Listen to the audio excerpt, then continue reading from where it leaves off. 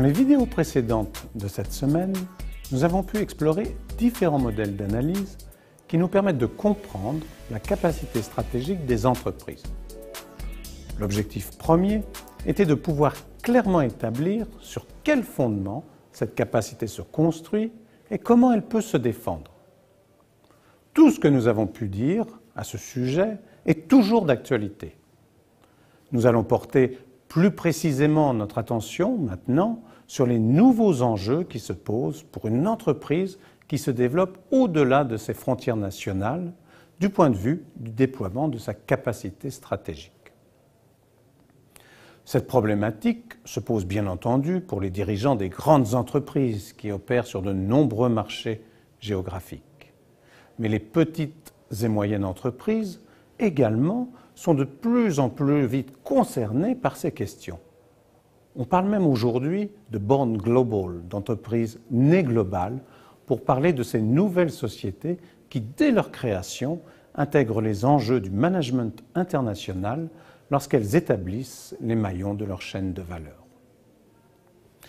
Mais revenons un moment sur le cas de l'américain Walmart, le leader mondial de la grande distribution, dont nous avions parlé dans la vidéo sur l'environnement international. Nous avons eu l'occasion d'évoquer ces difficultés lors de sa tentative d'implantation en Allemagne au début des années 2000. Nous avons alors parlé de ses erreurs vis-à-vis de la compréhension de l'environnement du pays d'accueil. Mais pour que cette histoire soit complète, il importe également de regarder ce qui s'est passé du côté du déploiement des ressources et des compétences. Rappelez-vous, si cela a marché aux USA, cela ne peut que marcher en Allemagne. Tel était l'adage un peu caricatural qui résumait bien l'échec de Walmart. Cela disait que le modèle d'affaires tel que Walmart l'avait développé aux États-Unis ne pouvait que marcher en Allemagne. Or, il y eut également une erreur du point de vue du déploiement des ressources. Ce qui faisait la force du modèle Walmart aux États-Unis tenait en effet en grande partie un fort ancrage dans la culture américaine. Dit autrement, le modèle d'affaires mis en place par Walmart avait peu de chances de fonctionner spontanément dans un autre contexte, mais requérait de nombreux investissements complémentaires pour pouvoir être adapté. Walmart a fait l'erreur de sous-estimer ses investissements et de ne pas déployer les ressources et compétences propres à une expansion internationale. C'est l'autre explication clé de l'échec de Walmart en Allemagne.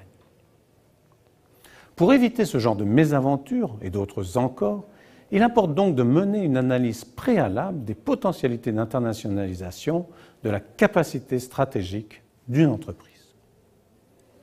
En premier lieu, il va s'agir d'évaluer dans quelle mesure l'avantage concurrentiel de l'entreprise est bien transférable à l'étranger. Partons pour cela de l'idée que l'entreprise qui souhaite se développer à l'étranger le fait à partir d'un ou de plusieurs avantages concurrentiels clairement identifiés. La question qui se pose alors est de savoir si et à quelles conditions cet avantage concurrentiel peut être déployé sur d'autres marchés. Quels sont les investissements complémentaires qui peuvent permettre la bonne réussite de ces transferts? Dans certains cas, la transférabilité paraît relativement simple. La société Microsoft, par exemple, a pu diffuser rapidement son logiciel Windows à travers le monde entier. Même dans ce cas, Microsoft a dû et doit assumer des investissements complémentaires, en traduction tout d'abord, mais également en formation et en commercialisation. Et dans beaucoup d'autres cas, le développement de la capacité stratégique implique de lourds investissements.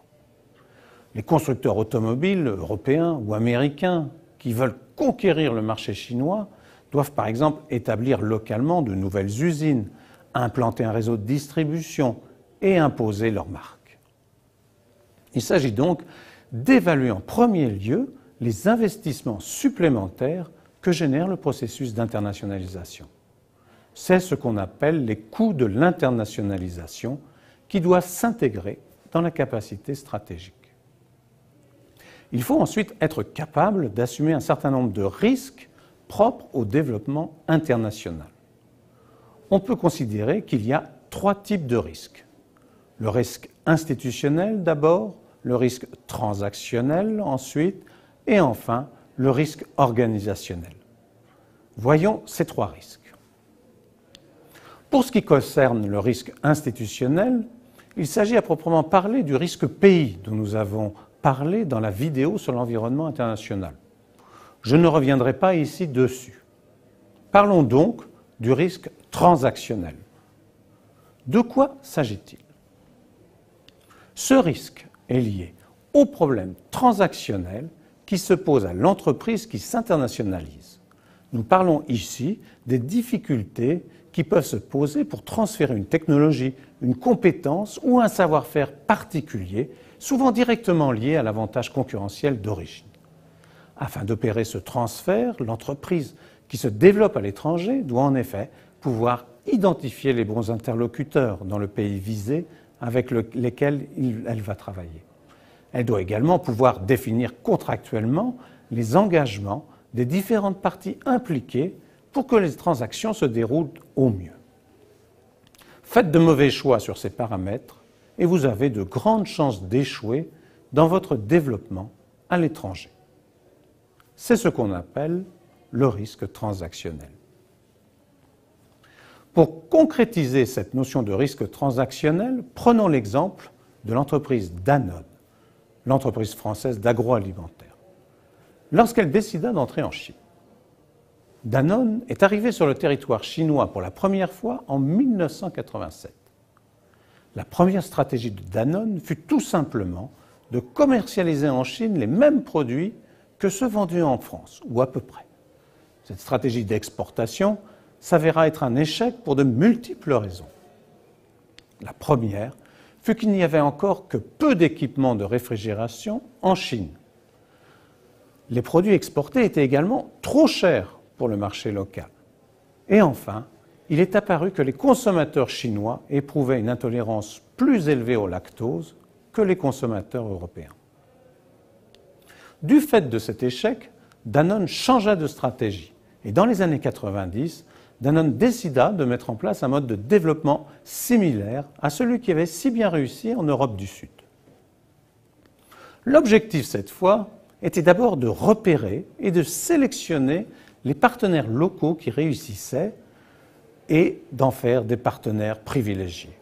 Danone opérait alors des acquisitions ou des alliances stratégiques. Afin de ne pas briser ce qui était la force de leurs partenaires locaux, Danone prenait soin de leur laisser une réelle autonomie de gestion, en termes de gestion opérationnelle, mais également sur l'usage des marques commercialisées. Cette nouvelle stratégie d'expansion fut rapidement couronnée de succès en Chine. Dès 2001, Danone était l'un des leaders de l'agroalimentaire en Chine, avec plus de 50 usines de production et plus de 25 000 employés. Tout cela ressemblait fort à une véritable success story. Revenons cependant quelques années en arrière. En 1996, Danone entama une importante alliance stratégique avec Waha, qui avait près de 2000 employés en Chine à l'époque. Waha devint rapidement l'un des partenaires clés sur lesquels Danone s'appuyait pour réussir son implantation en Chine. Les deux entreprises créèrent ensemble à l'époque 5 entreprises communes, dans lesquelles généralement Danone détenait 51% des parts. Les deux entreprises investissaient ensemble sur les lignes de production, mais la gestion opérationnelle restait très naturellement dans les mains de Waha. Au début des années 2000, les analystes pouvaient déjà observer que les deux entreprises opéraient un développement très réussi dans le secteur des boissons non alcoolisées.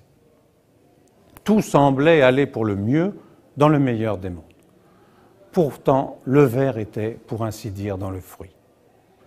Lorsque l'on regarde les relations contractuelles entre les deux entreprises, on constate en effet que seulement 5 des 10 filiales de Waha étaient intégrées dans la coopération entre les deux entreprises. Quant aux modalités de gestion des marques, celles-ci n'étaient en réalité spécifiées nulle part. Enfin, les clauses de non-concurrence n'étaient que très vaguement formulées. C'est dans ces conditions que survint une crise entre les deux partenaires. Autour de 2007, en effet, Danone s'aperçoit que les usines de Waha, qui ne sont pas dans l'accord de coopération, produisent sous une autre appellation des produits à peu près identiques à ceux de l'Alliance. Afin de corriger ce que Danone voit comme un dysfonctionnement, Danone se propose de racheter les autres filiales de War. Cependant, l'entreprise chinoise ne l'entend pas de la même façon et refuse cette acquisition, voulant garder son autonomie. C'est le début d'un dur conflit juridique portant sur les droits et obligations de chacun, Danone voulant empêcher War de commercialiser sous d'autres marques des produits concurrents en utilisant son savoir-faire. Ce combat juridique prendra vite de l'ampleur jusqu'à susciter des tensions politiques entre la France et la Chine. En 2009, constatant le caractère quasi insoluble du conflit, Danone décide de sortir de la crise en revendant ses parts dans les entreprises communes qu'il détenait avec War. Quelle est la morale de cette histoire? C'est, pourrait-on dire, que dans les mariages heureux peut se nicher la source des problèmes futurs. Et cela, tout simplement, par manque de gestion du risque transactionnel. Il nous reste à présenter le troisième risque, à savoir le risque organisationnel. Nous l'aborderons dans la vidéo suivante.